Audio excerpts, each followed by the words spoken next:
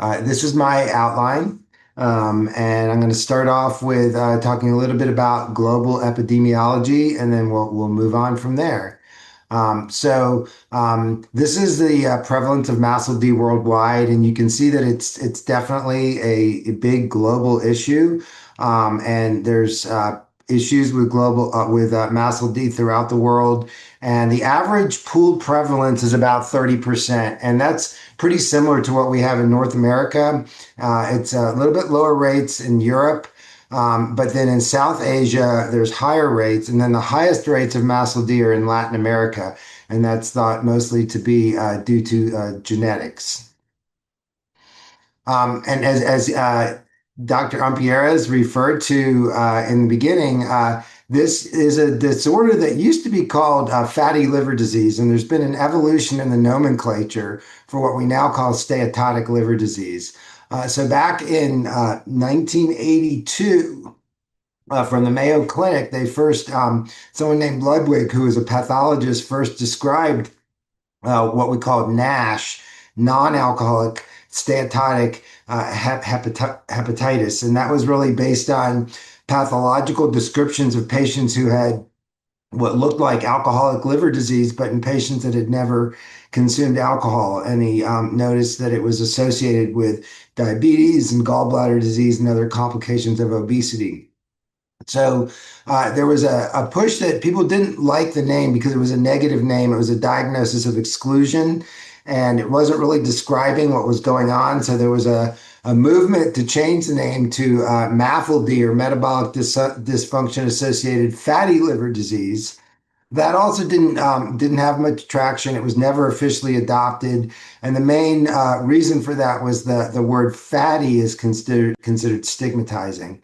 So move forward to 2023 when there was we had a conference, a consensus conference, and went through the Delphi process to come up with the new name MASLD, which is a unified terminology. It's accepted by multiple organizations. And so that's the name that we use now. And this is the framework for the current nomenclature. So you can see on the left is what we used to be called NAFLD is now called MASLD, metabolic dysfunction associated steatotic liver disease. And the more severe form, which was NASH, is now MASH. And if you look on the right side, you see that the gray is alcohol associated liver disease. And in between, we have a new condition that's called MetALD, which is MASLD with increased alcohol intake. So to be diagnosed with MASLD, you can't have excessive alcohol intake, which is defined as basically 14 drinks per week for women or 21 drinks per men.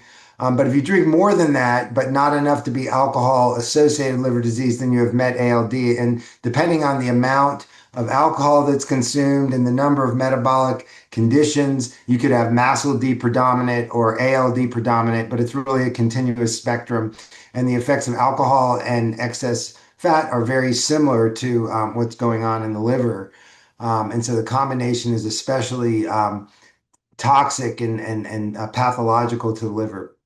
Always want to make sure also to rule out other causes of steatotic liver disease, and especially want to think about drug-induced liver injury, DILI, especially thinking about methotrexate and corticosteroids, and then monogenic diseases like Wilson's disease, and then also infections like hepatitis C genotype 3. So moving on, the sort of the meat of this talk and what I really wanted to talk about is risk factors, because diabetes and prediabetes are some of the biggest risk factors for MASLD. And this is from the guidelines, from the ACE guidelines. And if you look over to the left, it's showing the high risk groups for MASLD, what was called NAFLD at the time when we published this guideline in 2022. But you can see prediabetes, diabetes, obesity, and metabolic factors are the primary risk factors for MASLD, but also anybody that has steatosis on imaging or anybody with elevated liver enzymes. And when we talk about elevated liver enzymes, really the number is 30. So especially for men, AST, ALT greater than 30 is abnormal, even though the lab may have a higher number. But for women, it's 20. So AST or ALT greater than 20 is considered abnormal. And you can see that it doesn't matter how we screen for MASLD, whether it's through liver enzymes or CT or ultrasound or more advanced techniques. The prevalence of MASLD is about double in patients with diabetes compared to the general population. And this is looking at two different studies looking at patients with diabetes with previously undiagnosed liver disease. And they're both showing basically the same thing. There's about a 65 to 70% prevalence of steatosis in patients with diabetes. And of those, it's about a 21% prevalence of fibrosis, about 15% have advanced fibrosis, about 4 to 5% have cirrhosis. So these are patients with undiagnosed liver disease. So think about that, 21% fibrosis. So like 1 in 5 patients with diabetes that you're seeing may have liver fibrosis, and about 5% may have cirrhosis. And of those, you can see at this bottom left graph, very few actually have elevated liver enzymes. So if you're relying on liver enzymes to make the diagnosis of liver fibrosis, you're going to miss a lot of cases. And so the point to make is that type 2 diabetes and MASLD are mutually detrimental. Having one makes the other worse. It's like having a bad marriage.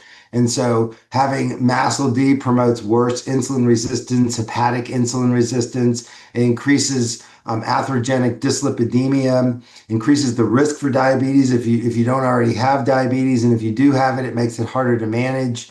Also increases the risk of chronic kidney disease. And cardiovascular disease. But if you have diabetes, it makes MASH worse and all the complications worse as well. Increased risk for fibrosis, cirrhosis, and hepatocellular carcinoma. And the MASLD is really, it's not just in isolation. So when we think about having ectopic fat, having fat in the liver, it's also in the kidneys, in the cardiovascular in the pancreas. And so you have all these other conditions associated with MASLD that are really part of metabolic dysfunction. What's interesting is the hepatologist, this came from a hepatology article, they like to call these extrahepatic complications. So it's just the perspective of the hepatologist. So I wanted to spend a little bit of time on the physiology and natural history of MASLD because I think it's interesting and it's helpful to understand this when it comes to identification and treatment. So MASLD is can progress through these stages that you see here. And so the normal liver starts to accumulate fat, and that's simple steatosis. And if you have at least one cardiometabolic criteria, that's how you qualify for MASLD.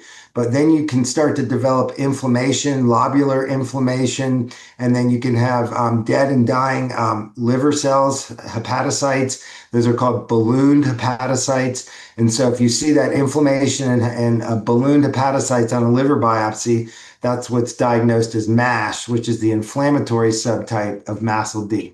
And this can progress to cirrhosis or liver cancer. And liver fibrosis has 4 stages, 1 through 4, and stage 4 fibrosis is also known as cirrhosis. And, looking at more into the pathophysiology, it really all starts with the insulin-resistant adipocyte, and there's a decreased storage capacity for fat within the adipocyte. And so there's increased lipolysis, increased free fatty acids, and then that leads to this lipotoxicity and accumulation of lipotoxic species within the hepatocyte, also within the adipocyte. And then that starts to lead to the mitochondrial dysfunction and ER stress. And then you get the inflammation and then the fibrosis. This also is associated with the atherogenic dyslipidemia. And so it's these toxic lipid species, primarily ceramides and diacylglycerol, also saturated fat that accumulate within the hepatocyte and cause dysfunction, oxidative stress, mitochondrial dysfunction, and this is what leads to cell death. So it's really this dysfunctional adipose tissue that's the heart of this. And so there's these different factors that lead to this wound healing response, inflammation, vascular remodeling, fibrogenesis, and the accumulation of immature liver cells. And this lipotoxicity is really the underlying factor in MASH, which is the sum of the injury and repair responses triggered by lipotoxicity. So essentially, the way I explain it to my patients is that the liver has an injury and the liver is good at repairing itself, but in that response of the repair, there can be scar tissue. And that scar tissue is what we call fibrosis. And so with the natural history of steatotic liver disease, this article is from 2019. It's already a little bit out of date because now we have about 100 million Americans that have MASLD and about a third of those have MASH. Of those, 20 to 30% will progress to fibrosis over about 3 years, but about 20% are fast progressors and can progress to cirrhosis within 10 years. And then fibrosis can progress, or cirrhosis to liver failure, the need for a liver transplant, or liver-related death, but also can progress to hepatocellular carcinoma. And what's unique about MASLD is that you can progress to liver cancer directly from the MASH stage. You don't have to have fibrosis, unlike other forms of liver disease that usually have a more orderly progression. So there's still an increased risk of liver cancer even without liver fibrosis. But number one cause of death in MASH is still cardiovascular disease. That's due to the overlying metabolic risk factors. But then cancer is number two, and of those cancers, liver, but also uterine, stomach, pancreas, and colon. And then liver-related death is the number three cause of death. I think this is really an interesting slide I wanted to show. I kind of modified this from a recent review article that was in the New England Journal of Medicine. But I think the point to make is that the time to cirrhosis or hepatic decompensation can be long, but it progresses. And so if you have F3, it's a 5.5 year progression to cirrhosis, and F2 it's about 20 years. But even F0 or F1, it's a 32.5 year process before you have cirrhosis or hepatic decompensation. So that may not be that relevant for someone who's 65 or 70 years old because they'll probably die of cardiovascular disease first. But a young person, a teenager, someone in their 20s or 30s who's diagnosed with MASLD, with simple steatosis, they still may be looking at cirrhosis 32 years later. And so it's something that we really need to take seriously because it's a long progression, but it does progress. And this slide is looking at the mortality increases with MASLD severity. And you can see that as the severity of MASLD increases, the mortality risk also increases. And this study was done in Sweden, where they basically have a medical EMR for the entire country. So they're capturing the whole country, and that's how they're able to get these really nice graphs showing that even with simple steatosis, your risk of mortality increases. But once you get up to cirrhosis, the risk is even greater. And this is a famous study from July showing that liver mortality especially, really increases with stage 2 fibrosis. Once you get to stage 2, the risk of mortality increases exponentially with increasing fibrosis stage, either all-cause mortality or liver-related mortality. And at stage 2 is where the risk for liver mortality becomes greater than the risk for cardiovascular mortality, although both are still at very high risk. So how do we screen for all of this? The idea now is to screen with non-invasive tests. And recently, this came out just a couple of months ago. These are global consensus recommendations for MASLD and MASH. And essentially what happened was a whole bunch of people from different organizations around the world got together and we harmonized our guidelines. So the guidelines for screening and for management are pretty similar throughout the world now because of this harmonization process. And then areas where there were regional differences, I think it was explained why it may be different in one region of the world versus another. But the point is that with screening, and this is the same graph I showed you earlier, but the point I want to make is that the standard tests are terrible for detecting MASLD. Whether you're using plasma ALT or CT or ultrasound, you're going to miss about at least half of the cases, if not more. And so we have to have better ways of identifying MASLD. But the other thing is that we're not really trying to identify the fat, that we know that at least 2 out of 3 patients with diabetes have fat in their liver. So it's not really the challenge to identify the fat. What we really want to know is the fibrosis and who has at-risk MASH. Who are the patients that have F2 and F3 or F4 that are likely to progress? And so those are the ones that we really need to identify and target for more aggressive therapies. And so again, this is from the AACE guidelines. I showed you the left side before, showing you the high-risk groups, but now looking at making a diagnosis and risk stratification. And so if you look in the center of the screen, you can see that the first test that we do is the FIB-4. And so the FIB-4 is a mathematical calculation. It's basically free because it's based on these 4 parameters that are labs that for most people, they've already done these tests: age, liver enzymes, AST, ALT, and platelets. And so age is definitely a factor that we take into consideration because as someone matures, their risk for fibrosis increases. But we also look at the AST and ALT ratio because if you have a higher AST to ALT, that also is more significant for liver fibrosis. And so that's why this is in this ratio as part of the formula. And then the platelet count is also used because when you have portal hypertension and hypersplenism, the platelet count starts to go down.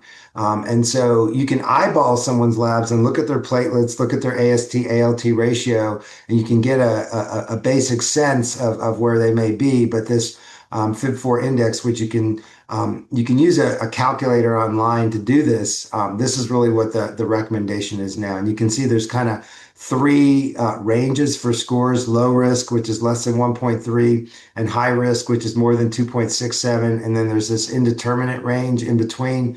But most people now are really saying anything over 1.3 really requires further evaluation.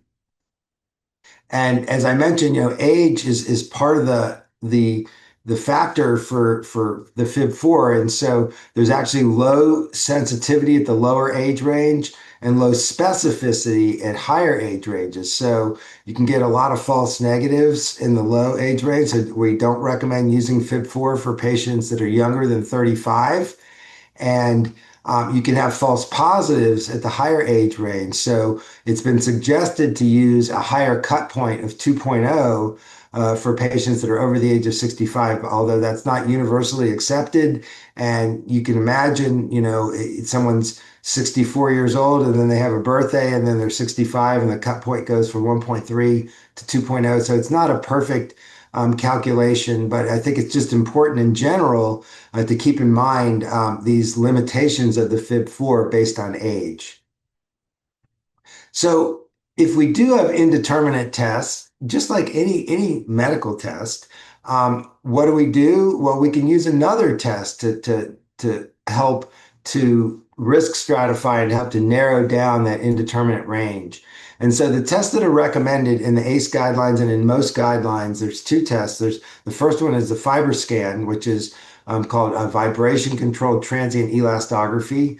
And this is using ultrasound technology to basically give us 2 scores. The most important is the liver stiffness measurement, which quantifies liver stiffness or fibrosis. And then the other is the CAP, or the controlled attenuation parameter, which really tells us more about fat. But as I mentioned, it's really not the fat that we care about, it's the fibrosis. And so the CAP, excuse me, the liver stiffness measurement, rather, is what is in the guidelines to help stratify low, indeterminate, and high risk. And so the number to remember for FibroScan is 8. If they're less than 8, that's considered low risk. And if they're more than 8, that's considered increased risk.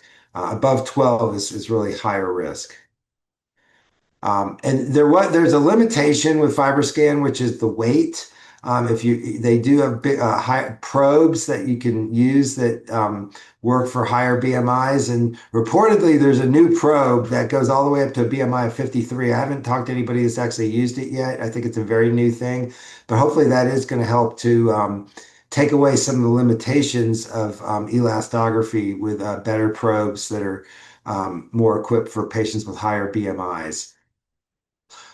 The second test that's used as an alternative is called ELF, or Enhanced Liver Fibrosis, and it's a proprietary test that's available from commercial labs, and it combines 3 biomarkers of fibrosis, and this reflects the severity of active liver fibrosis. And so technically, it's a predictive test. It's approved by the FDA to predict clinical outcomes and disease progression. But the guidelines, the ACE guidelines, the AASLD guidelines, and others do endorse using ELF test also for diagnosis, not just for prognosis. And so really 9.8 is the number to keep in mind, that over 9.8 can be at higher risk for progression. And you can see from this graph on the left, it's a pretty good for predicting liver events up to like 10 years out. So if someone has a high ELF score, that's definitely something to take into consideration.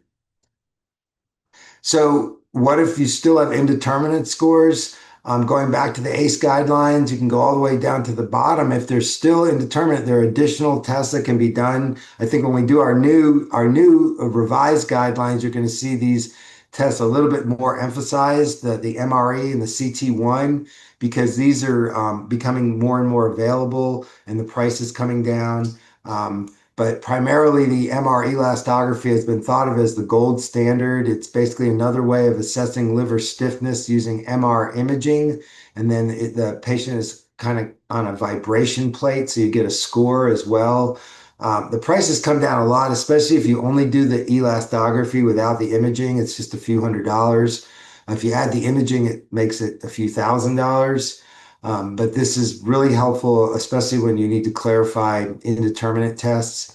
And then the other test that's being done is called liver multiscan, which is basically artificial intelligence enhanced MRI that gives you a couple of different scores. But the CT1 is a measurement of fibroinflammation, and you can get really precise numbers with this. And then the PDFF is the measurement, it's the most precise measure of hepatic steatosis.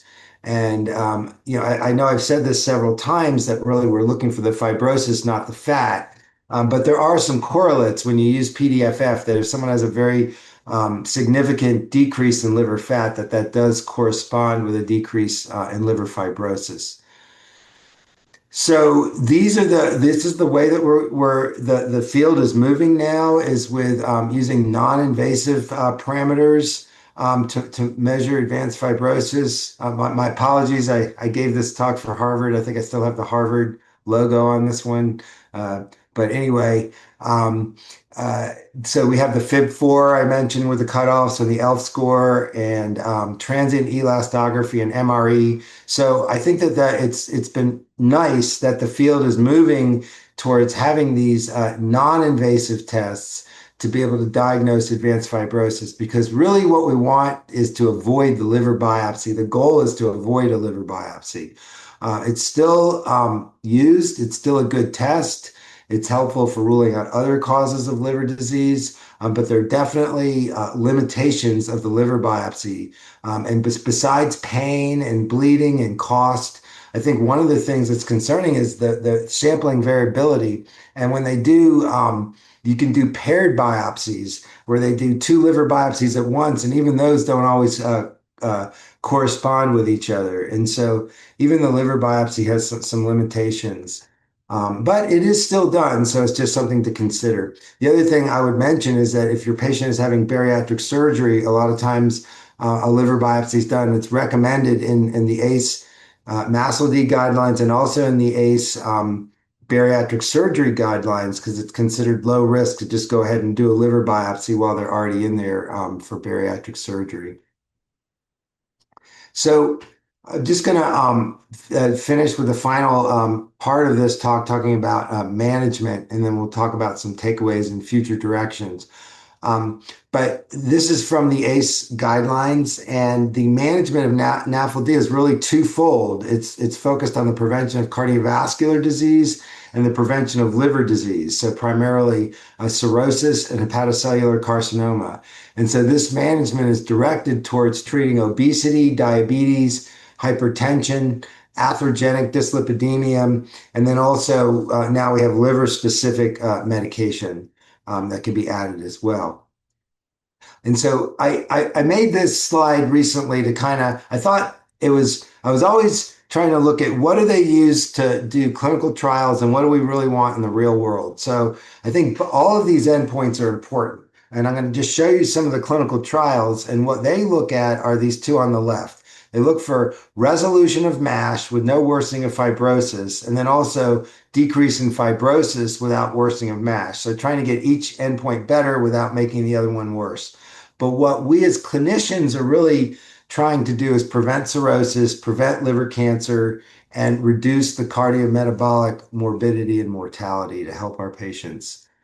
And so weight loss is first and foremost. It's really important. You really need to have some weight loss for most of these treatments to see a benefit.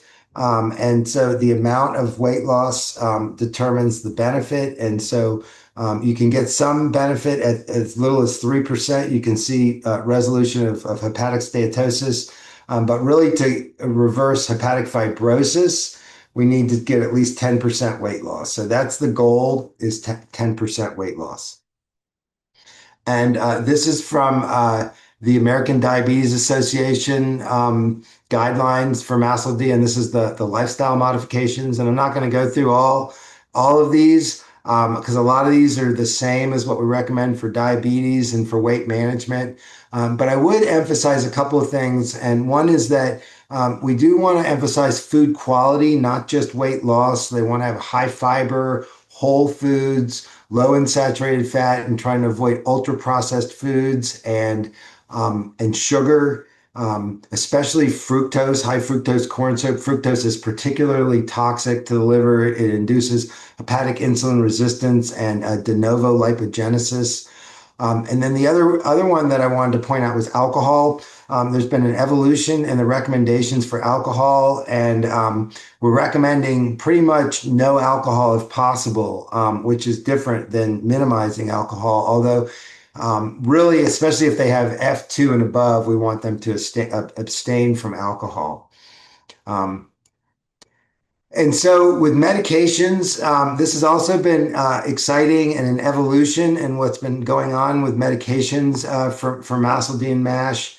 And this is a table that I put together that I'm constantly changing as the new data comes out.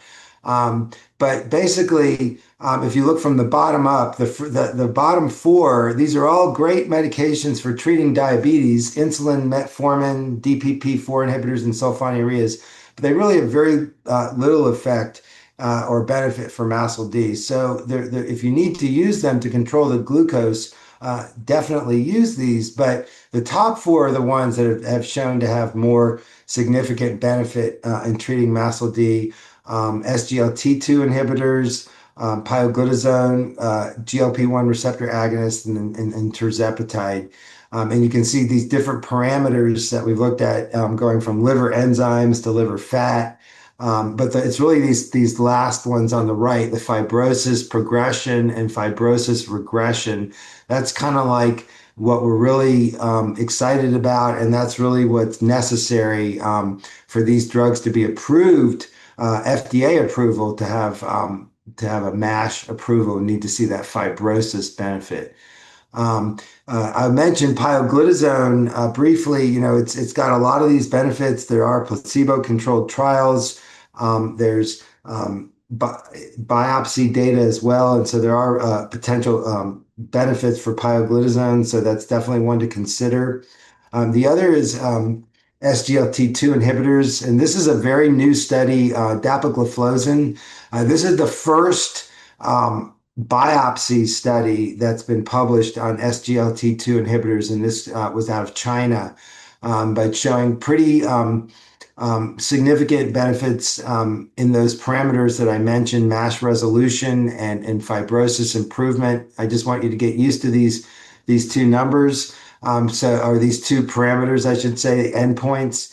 But also semaglutide with the same exact endpoint showing benefit at the 2.4 milligram dose. And this is from the Essence trial that came out earlier this year. And this was the phase 3 trial that led to semaglutide being approved now for MASH with liver fibrosis. So semaglutide is approved for F2, F3 fibrosis in patients as well. So that's a new thing based on this data. But tirzepatide also has really good data, and this is from the Synergy NASH trial published last year, looking at tirzepatide benefit at 5 milligram, 10 milligram, and 15 milligram, all for the same resolution of MASH and decrease in fibrosis.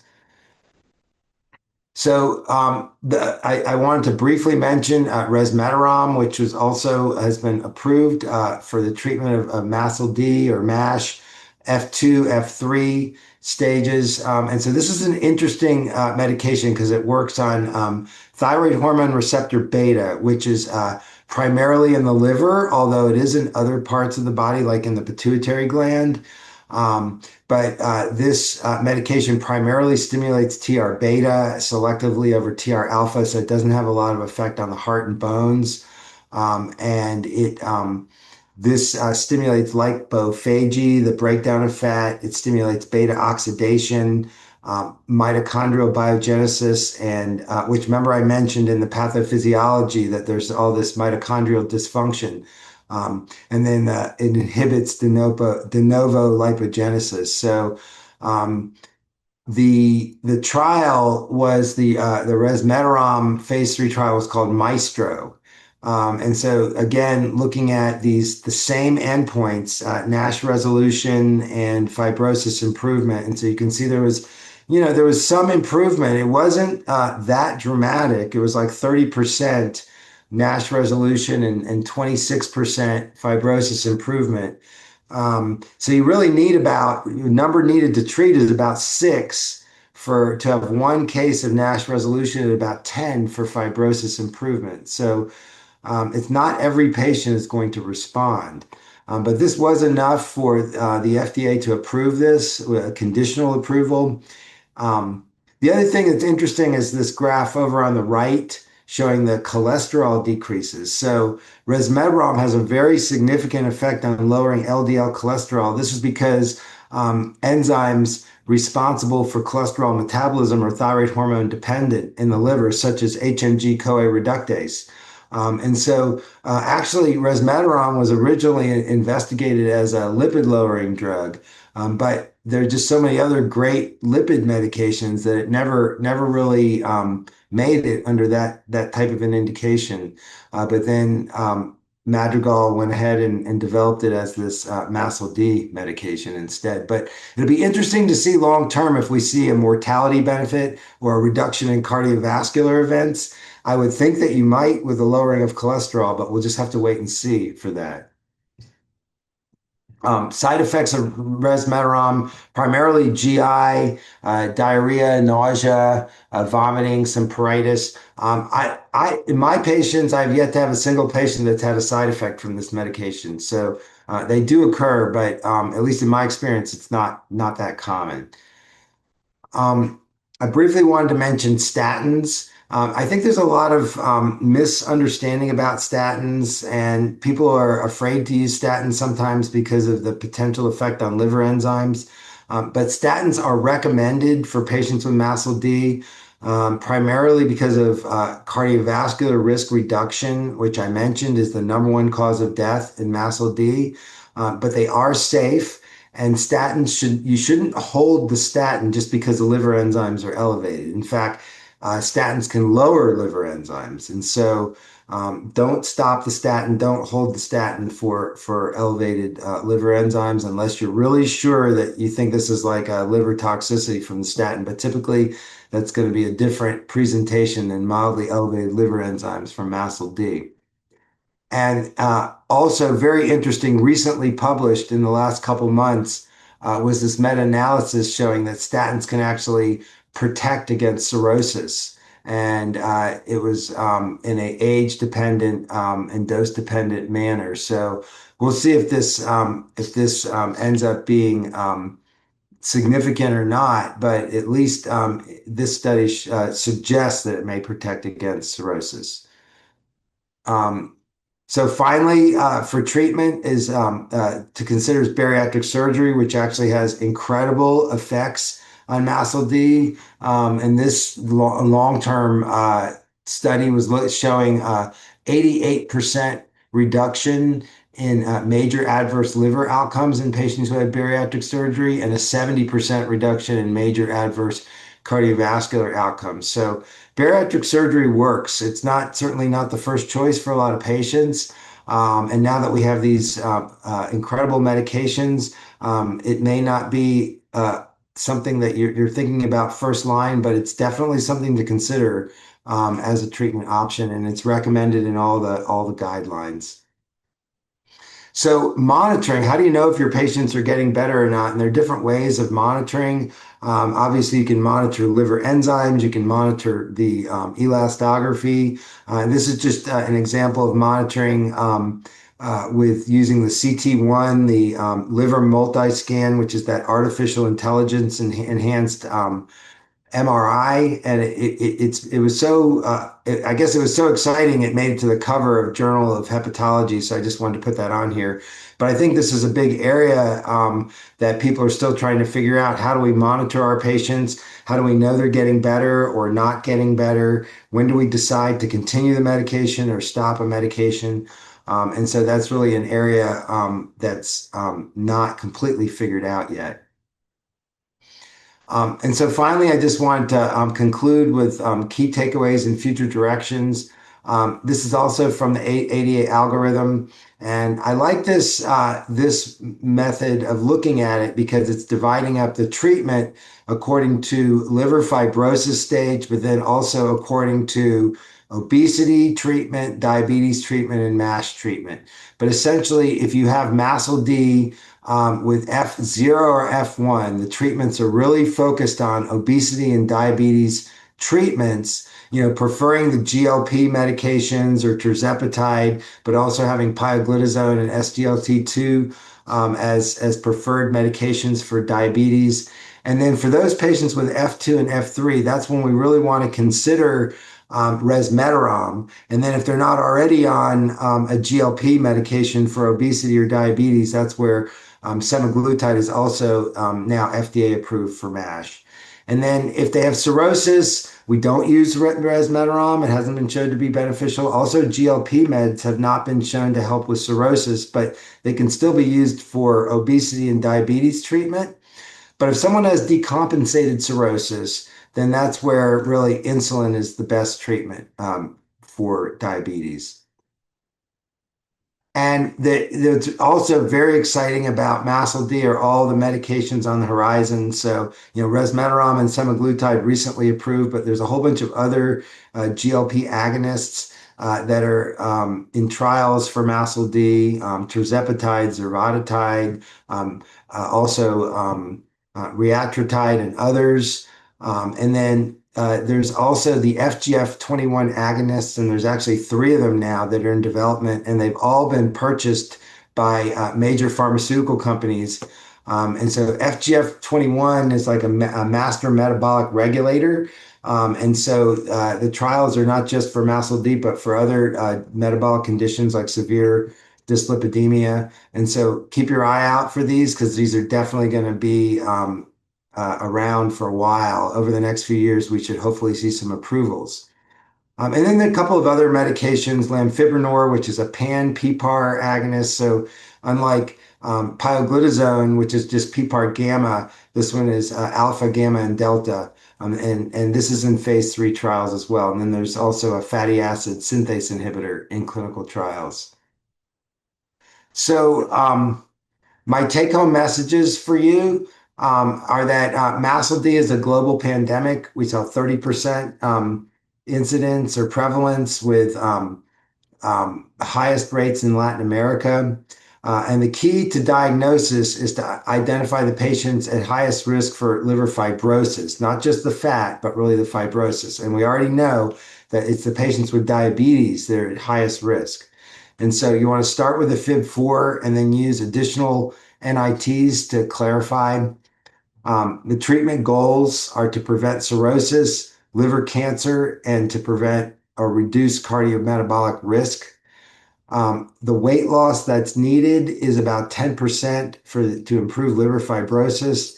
And lifestyle, I know I didn't spend a lot of time talking about it, but lifestyle is still the cornerstone of MASH treatment. And all the other medications that have been shown to have benefit, lifestyle is always going to be the underlying, have to do this with lifestyle as the underlying treatment. So semaglutide, tirzepatide, dapagliflozin, pioglitazone, resmetirom all have published studies showing benefit.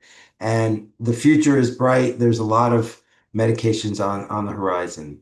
So I want to thank everybody for attending today. And it's really been an honor to speak to this group. And I am ready for your questions. So I have a question, couple questions. First, one comment is that I was surprised that men can drink up to 21 drinks per week and to be considered that alcohol plays a role. I mean, 21 drinks is quite a bit, no? Yeah, I mean that's the thing. And so first of all, the 21 drinks is for the definition of MASLD. I don't think 21 drinks is healthy. And I think that in the recommendations, I think the idea is minimize or avoid. But as far as is this alcohol, is this met ALD, or is it MASLD? That's where those numbers come in. But it's a continuous spectrum, and really only 10% of people who have MASLD don't drink any alcohol at all. You know what we call teetotalers. But the other thing that's really complicated is figuring out how much of the effect is alcohol and how much is from metabolic effects, metabolic dysfunction, because alcohol itself causes metabolic dysfunction. Alcohol raises triglycerides, alcohol causes insulin resistance, alcohol raises blood pressure.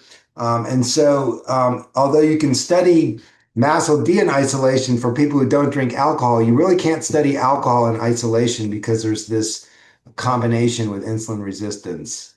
And please send your questions on the chat. I'll be looking at the chat in a minute.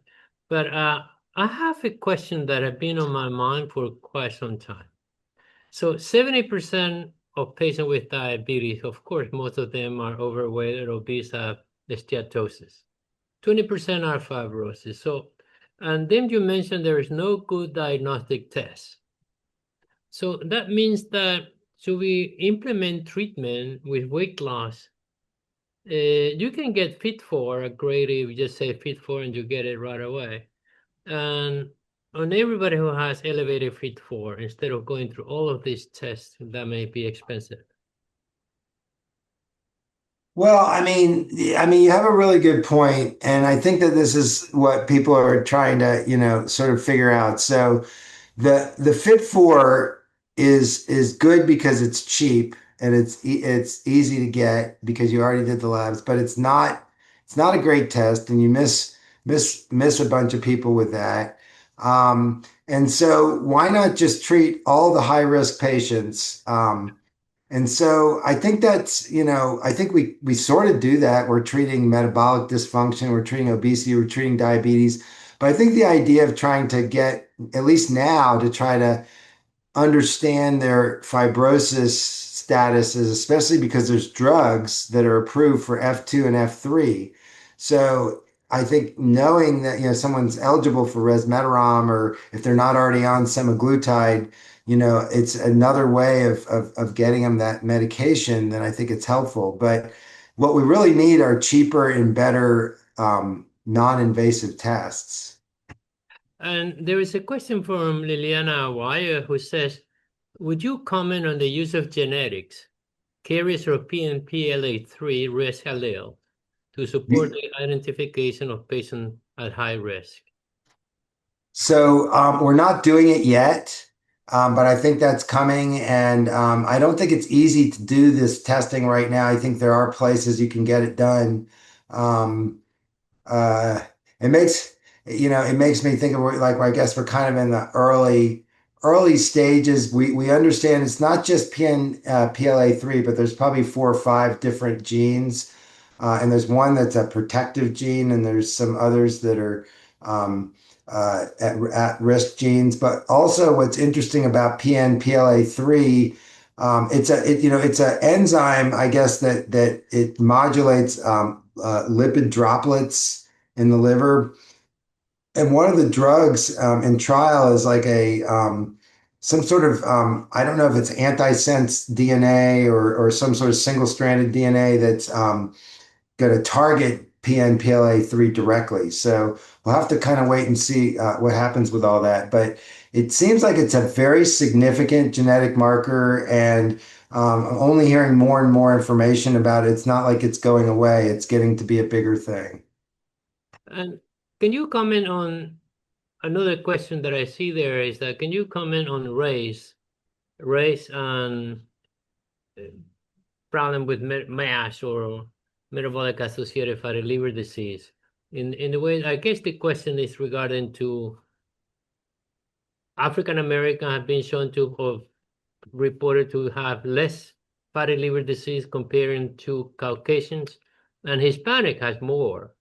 So could you comment on race and metabolic associated fatty liver disease?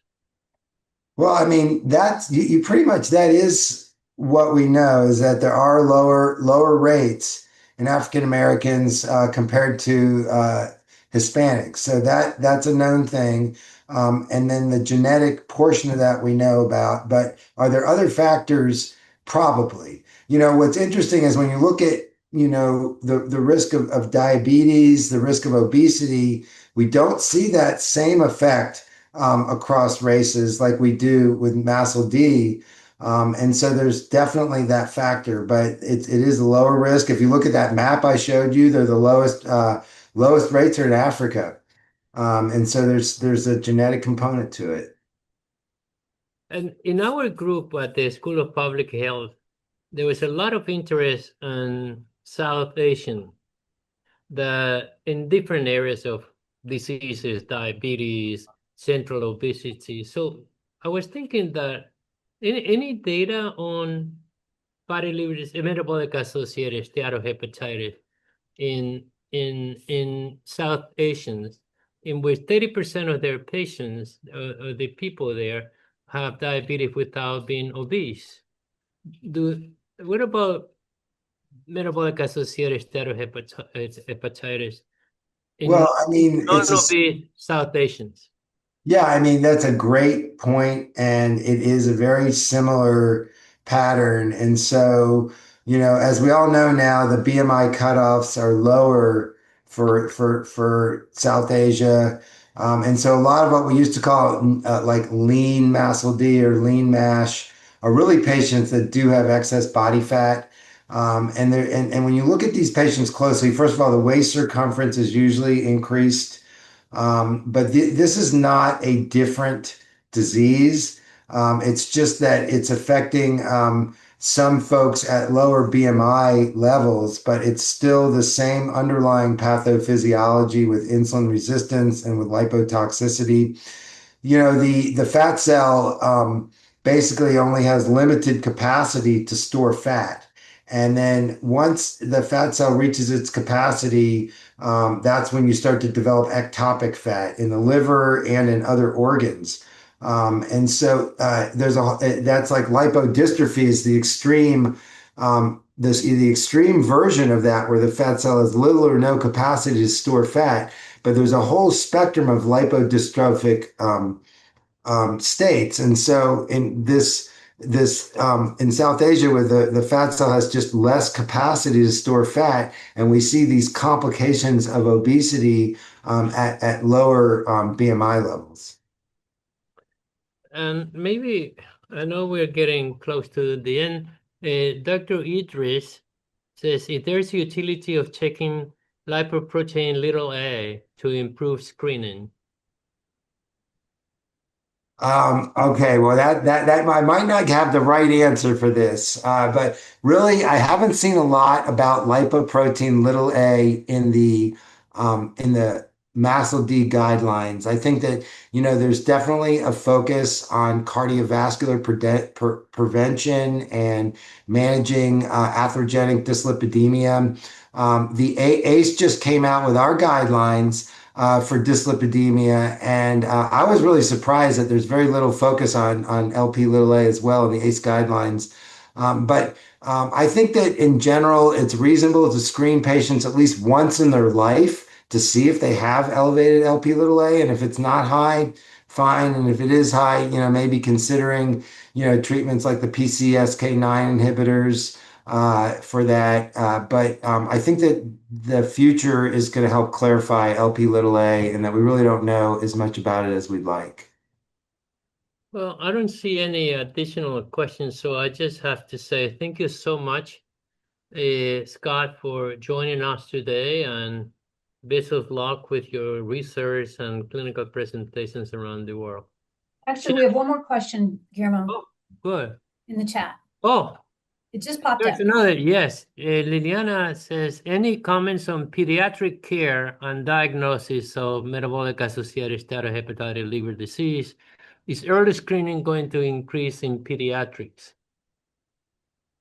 So pediatrics is really it's a whole area that is, first of all, there's not enough research on it, but it's really, really significant. And we're seeing MASLD in younger and younger children, just like we're seeing obesity and diabetes and all of that. I mentioned the problem with the time. So even these mild cases in pediatrics, people are living long enough that we're going to be seeing this whole like tsunami of liver fibrosis that's going to be, affecting all these kids. And so it's a concern. We can't do the FIB4. We're doing fiber scans in the pediatric population. We do ultrasounds, even though it's not a great test. It's something. But it's definitely an area that we need to think about a lot. And our pediatric colleagues probably aren't paying as much attention as they should, but it's something that's really important. It's the same risk factors: obesity, prediabetes, PCOS is another one to think about as well. Huh. Well, something that maybe is important or not. Miriam Voss, that is a pediatric gastroenterology at Emory, has an NIH grant on prevention of non-alcoholic fatty liver disease in Hispanic children. And what you have done is low fructose diet that is associated in children with significant reduction in fatty liver disease. So I'm participating in that grant. Is almost done with that, but it has very good data on dietary intervention in children. Yeah, I mean, I think that's great. I should have mentioned, Miriam Voss is like the world's authority in pediatric MASLD that you have right here at Emory. So we're really lucky to have her.